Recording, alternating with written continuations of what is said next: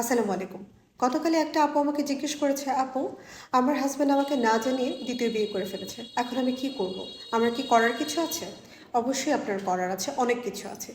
যেহেতু আপনার হাসব্যান্ড আপনাকে না জানিয়ে দ্বিতীয় বিয়ে করে ফেলেছে, সুতরাং এটি একটি দণ্ডনীয় অপরাধ। আপনি ফৌজদারি মামলা করতে পারেন। দ্বিতীয়ত, আপনি তৎক্ষণাৎ দেনমোহর দাবি করতে পারেন আপনার স্বামীর কাছে।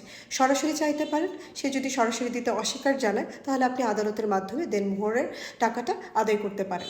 তৃতীয়ত, আপনি ভরণ-পোষণের জন্য আবেদন করতে পারেন আপনার স্বামীর কাছে। আবেদন বলতে ডিরেক্ট চাইতে পারেন। যদি সেখানেও অস্বীকৃতি জানায় যে দিবে না, তাহলে সেটাও আপনি কোর্টের মাধ্যমেই উদ্ধার করতে পারেন।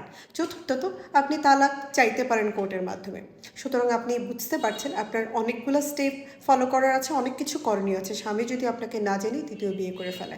আশা করি আপনি আপনার উত্তর পেয়ে গেছেন। শেষে শুধু একটা কথাই বলবো আপু, স্বামীর দ্বিতীয় বিয়ে কখনোই আপনার অধিকারকে খর্ব করে না, শেষ করে দেয় না, বরং আপনার আইনি অধিকারকে আরও জোরালোভাবে নিশ্চিত করে। সুতরাং আপনি ভয় না পেয়ে, একা একা দুশ্চিন্তায় না থেকে, স্বামী যদি এরকম কিছু করেই ফেলে, তাহলে পরবর্তী যা যা করণীয় এই স্টেপগুলো নিয়ে নিজের অধিকারটাকে আদায় করবেন আইনের মাধ্যমে। আশা করি আপনি সব কিছু বুঝেছেন। ভালো থাকবেন। আসসালামু আলাইকুম।